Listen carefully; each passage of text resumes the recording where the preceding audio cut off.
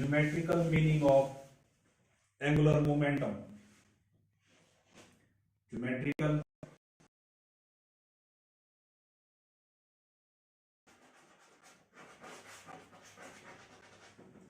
Of angular momentum. Angular momentum का geometrical meaning क्या है, तो इसके बारे में स्टडी करने के लिए हमने क्या किया, ये आपके पास तीन एक्सिस ले लिए, ये तीनों आपस में म्यूचुअली परपेंडिकुलर एक्सिस है। तो इस प्लेन में ये इसको x मान लिया, इसको y, इसको z, इस एक्स वाई प्लेन में एक पार्टिकल ऐसे मूव कर रहा है। तो ये डायग्राम हमने यहां पर ड्रॉ करनी है। तो इस डायग्राम से रिलेटेड इंफॉर्मेशन देंगे अब हम। तो आपने तीन एक्सिस कंसीडर कर लिए, X Y and Z axis. इस एक्सिस को हमने x ले लिया, इस एक्सिस को हमने y कंसीडर कर लिया, और ये वाला एक्सिस कौन सा है, z एक्सिस। तो पार्टिकल जो आपके पास मूव कर रहा है वो एक्स वाई प्लेन में मूव कर रहा है। ये इसका हमने पोजीशन वेक्टर ले लिया, r vector, OP is equal to r vector. ये पार्टिकल जो है एक्स वाई प्लेन में मूव करेगा और स्मॉल एरिया कवर करेगा जैसे ये एक्स वाई प्लेन में मूव करेगा। तो इसके लिए हमने डायग्राम ड्रॉ करनी है। और जैसे पार्टिकल अब P से Q की तरफ जाता है तो स्मॉल डिस्प्लेसमेंट कवर करता है कितनी, dr। तो उसके बाद हमने O और Q को ज्वाइन करना है। तो अगर ट्राइंगल ला देखें तो O से P, P से Q, इनका ऑर्डर सेम है। तो O से Q का ऑर्डर कैसा होगा, ऑपोजिट। ऑपोजिट वाला रिजल्टेंट होता है। तो इस रिजल्टेंट को क्या लिखेंगे हम, r plus B R vector. तो आपने ये डायग्राम ड्रॉ कर ली। तो यहां पर क्या लिखेंगे, हेयर तो OP वेक्टर भी और OQ वेक्टर भी पोजीशन वेक्टर हुआ, OP vector and OQ vector, ये दोनों की वैल्यूज लिखेंगे हम। OP की वैल्यू r वेक्टर दी है यहां पर, और OQ की वैल्यू r प्लस dr दे रखी है। ये दोनों ही कौन से वेक्टर है, ये दोनों ही पोजीशन वेक्टर्स है। कौन से वेक्टर्स है, पोजीशन वेक्टर्स। और PQ कौन सा वेक्टर हुआ, तो डिस्प्लेसमेंट वेक्टर। ये डिस्प्लेस हुआ particle P to Q, PQ is equal to dr। इसको क्या नाम दिया हमने, डिस्प्लेसमेंट वेक्टर। और कितने टाइम में डिस्प्लेस होता है, which is displaced, which is displaced,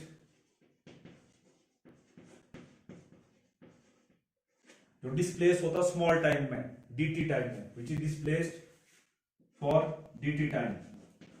जो dt टाइम के लिए डिस्प्लेस होता है, ये डिस्प्लेसमेंट वेक्टर आ जाएगा आपके पास। अब उसके बाद आपने इस एरिया को शेड कर दिया और पैरेललोग्राम पर बनानी है। तो इस लाइन के पैरेलल यहां से लाइन ड्रॉ कर दी, और इस लाइन के पैरेलल यहां से लाइन ड्रॉ कर दी, और इस पॉइंट का नाम M दे दिया। तो आपने एक पैरेललोग्राम भी ड्रॉ कर ली, OPQM। तो आपने ये पैरेललोग्राम ड्रॉ कर ली। अब क्या करेंगे हम, ये पार्टिकल जो है स्मॉल एरिया कवर करता है ट्राइंगल का। तो अब इसके बारे में लिखेंगे हम, small area covered, small area cover किया पार्टिकल ने, और वो ट्राइंगल का एरिया जिसको हमने शेड किया है। Small area covered by particle, small area को हम डेल्टा ए से लिखेंगे। ये किसी का एरिया है, स्मॉल एरिया जो कवर किया है डेल्टा ए से लिखा। ये एरिया ऑफ ट्राइंगल दे रखा है, एरिया ऑफ ट्राइंगल लिख लो। कौन सी ट्राइंगल आ जाएगी, OPQ। या आप ऐसा लिखते हो, half the area of parallelogram, जैसे हमने कल प्रूव किया। इसी को हम ऐसा लिखते हैं, हाफ एरिया ऑफ पैरेललोग्राम। कौन सी पैरेललोग्राम आ जाएगी, OPQM। OPQM ये पैरेललोग्राम आ जाएगी। तो इसको आप इस फॉर्म में भी रिप्रेजेंट कर सकते हो। अब उसके बाद आपने ट्राइंगल का एरिया का फार्मूला लिखना है, और आप सबको ट्राइंगल के एरिया का फार्मूला पता ही है, 1/2 इंटू बेस इंटू हाइट। तो इस साइड हमने डेल्टा ए रहने दिया, इज इक्वल टू, इस एरिया को लिखना हमने 1/2 इंटू बेस, बेस कितना आपके पास ओपी इंटू हाइट कितनी है पी क्यू। अब इनकी वैल्यूज को भी पुट कर देंगे हम, तो delta A is equal to 1/2 OP की वैल्यू कितनी है आपके पास आर वेक्टर, और पी क्यू की वैल्यू कितनी है आपके पास D R vector. P Q की वैल्यू कितनी है आपके पास डी आर वेक्टर, या कई बुक्स में इन्होंने, क्योंकि चलो इसको आपने डेल्टा से नोट किया तो इसको भी डेल्टा से नोट कर लो, या इसको, नहीं तो दोनों में चेंजिंग आ रही है थोड़ी सी, तो इसको भी हम डेल्टा आर से नोट कर लेते हैं। उसके बाद जो नेक्स्ट स्टेप है आपके पास, अब क्या करना है आपने, दोनों तरफ डेल्टा टी से डिवाइड करना है। Divide both sides by delta T. Delta T से दोनों तरफ डिवाइड कर दो इस इक्वेशन को, तो यहां पर भी डेल्टा टी से डिवाइड कर दिया, delta A upon delta T लिख दिया, और राइट हैंड साइड में भी आपने 1/2 into R cross delta R upon delta T से नोट कर लिया। और उसके बाद आपने इस टाइप का कंसेप्ट सेकंड यूनिट में पढ़ा होगा, इंस्टेंटेनियस वेलोसिटी के लिए हम दोनों तरफ लिमिट लगा लेंगे। डेल्टा टाइम की लिमिट क्या होगी, very very small, that is it tends to 0। Apply limit delta T tends to 0 on both sides, दोनों तरफ ये लिमिट लगा लेंगे हम, तो क्या बन जाएगा लिमिट, यहां पर लिमिट लगा देंगे डेल्टा टी 0 के बराबर है, लगभग अप्रोच कर रहा है, 0 नहीं है पूरा, स्मॉल टाइम है, इसका मीनिंग ये हुआ, तो delta A upon delta T, और राइट हैंड साइड में भी ऐसे करेंगे हम, limit delta T tends to 0, और बाकी टर्म जैसी थी वैसे लिख ली हमने। अब जहां पर ये delta A upon delta T दे रखा है, अगर इसको हम रिप्लेस करते हैं तो इसको हम D A upon D T से रिप्लेस कर देंगे। आपने ये इंस्टेंटेनियस वेलोसिटी का कंसेप्ट पढ़ा होगा ऑलरेडी सेकंड यूनिट में। वैसे यहां पर 1/2 आर बार निकालेंगे, और लिमिट, इस लिमिट को इसके साथ लगा देंगे, limit delta T tends to 0, बाकी क्या रह जाएगा यहां पर delta R upon delta T, delta R upon delta T. तो जैसे आपने यहां पर डेल्टा वाली टर्म को डी अपॉन डी टी से रिप्लेस किया, वैसे इसको D R 2 R into D R upon D T,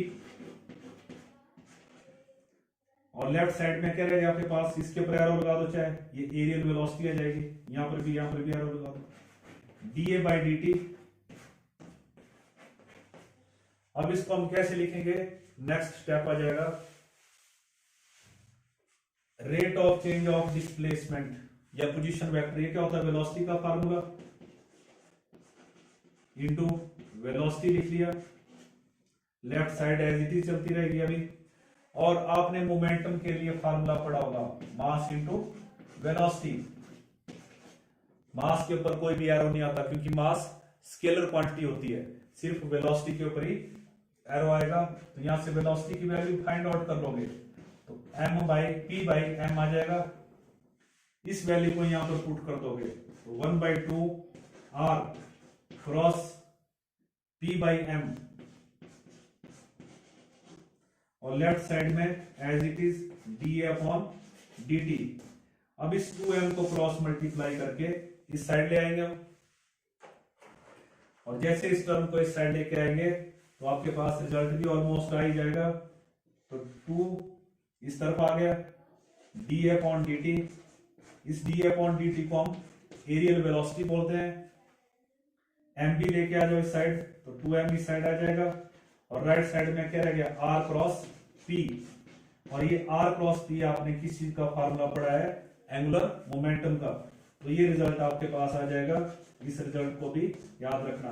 तो अगर 1 मार्क्स में क्वेश्चन आए तब तो आपने इसी को लिखना है जो फाइनल रिजल्ट है, इस रिजल्ट को भी याद रखना है। अगर 3 मार्क्स में क्वेश्चन आया ज्योमेट्रिकल इंटरप्रिटेशन तो सारा टॉपिक आपको सॉल्व करना पड़ेगा। तो 1 मार्क्स में इसकी फिजिकल सिग्निफिकेंस क्या हुई उसको लिखते हैं हम। तो क्या बोलेंगे, एंगुलर मोमेंटम, एल क्या चीज है, एंगुलर मोमेंटम। एंगुलर मोमेंटम का मतलब rotational momentum, quantity of motion in a circular path. Rotational momentum किसी का, पार्टिकल का, ऑफ पार्टिकल, ऑफ पार्टिकल किसके चारों तरफ, about axis of rotation, about an axis of rotation, of rotation. कैसे define करेंगे, is defined as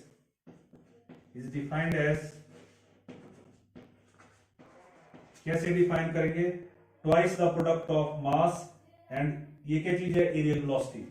defined as the twice the product of, twice the product of mass, इस particle का mass होगा, twice the product of mass, D upon D T क्या आ जाएगा, areal velocity and its areal velocity. तो ये आपके पास result आ गया इस टॉपिक का। तो इस तरीके से आपने इस टॉपिक को सॉल्व करना है। अब हम नेक्स्ट टॉपिक की तरफ प्रोसीड करेंगे। तो आप इसी रिजल्ट से देखो, जो आपने अभी रिजल्ट किया, इसी रिजल्ट से आप केपलर्स लॉ का प्रूफ भी लिख सकते हो। तो केपलर लॉ का प्रूफ भी इसी रिजल्ट से दिया जा सकता है।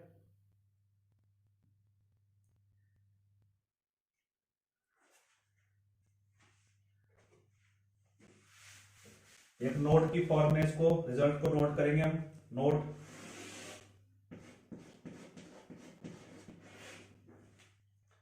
इस रिजल्ट को हम नोट की फॉर्म में लिखेंगे।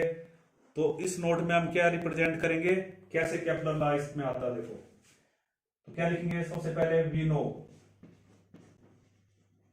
आपने ये फार्मूला थोड़ी देर पहले पढ़ा, torque external is equal to D by D T of L.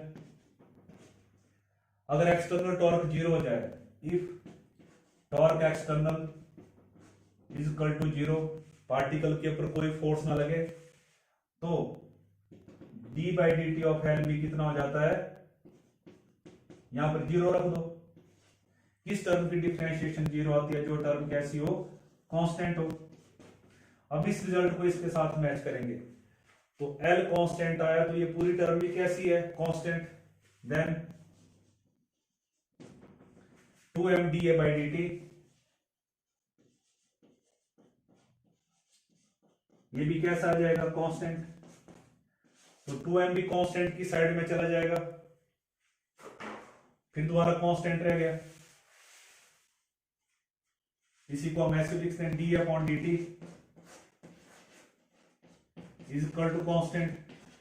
तो एरियल वेलोसिटी ऑफ पार्टिकल कैसी रहेगी, कांस्टेंट। इसका मीनिंग क्या हुआ, डीए और डीटी आपस में प्रोपोर्शनल आ गए।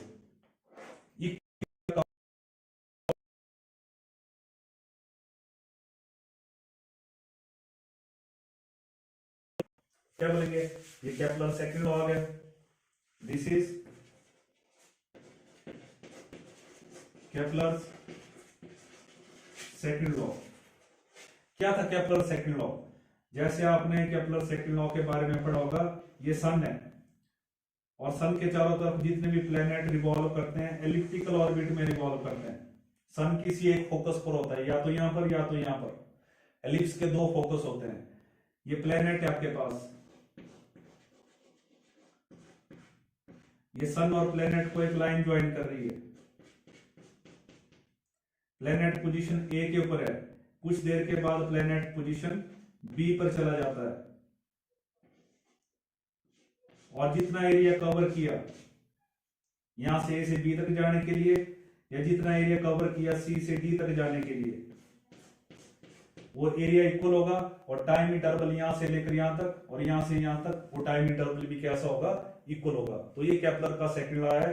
तो मैं स्टेटमेंट भी लिख लेता हूं। तो एरियल वेलोसिटी जो पार्टिकल की या प्लेनेट की कैसी रहती है, कांस्टेंट। तो क्या बोलते हैं, इक्वल एरिया और टाइम इंटरवल भी इक्वल। तो क्या बोलेंगे, a line joining sun and planet, a line joining sun and planet, sun और प्लेनेट को जो लाइन ज्वाइन कर रही है वो स्वीप आउट करती है, कवर करती है equal area, SVEEP out equal area. कौन कौन से एरिया इक्वल होंगे, जो शेडेड है, SVEEP out equal area in equal time intervals, in equal, यहां से यहां तक जाने का टाइम और यहां से यहां तक आने का टाइम भी बराबर और एरिया भी equal, equal area in equal time intervals.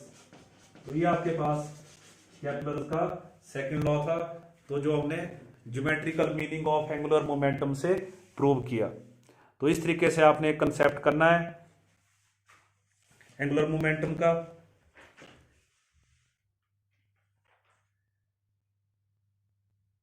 उसके बाद work and power in rotational motion topic आ जाएगा। नेक्स्ट टॉपिक है आपके पास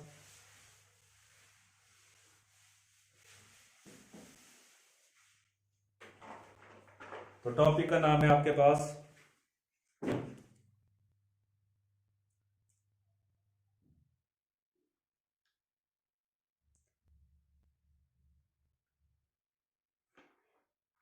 work and power in rotational motion.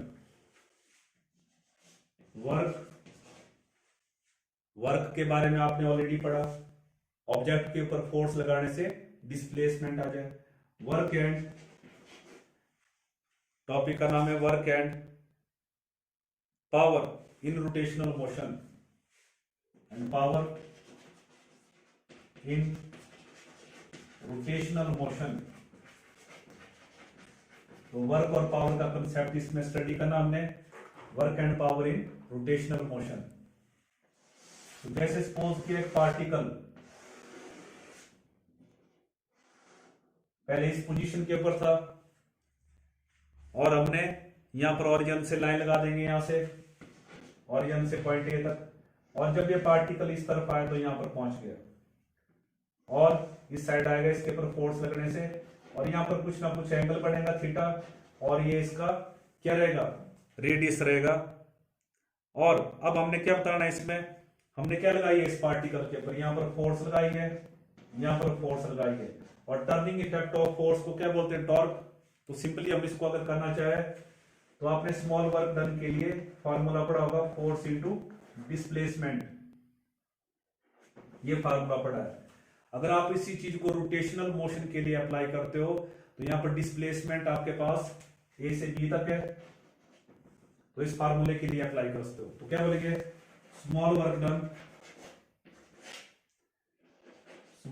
Done to move particle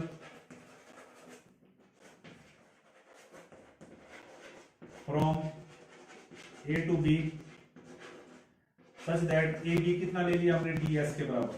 तो स्मॉल वर्क डन का क्या फार्मूला बन जाएगा, D W is equal to force into displacement, scalar form में, मैग्नीट्यूड फॉर्म में लिखेंगे हम इसको।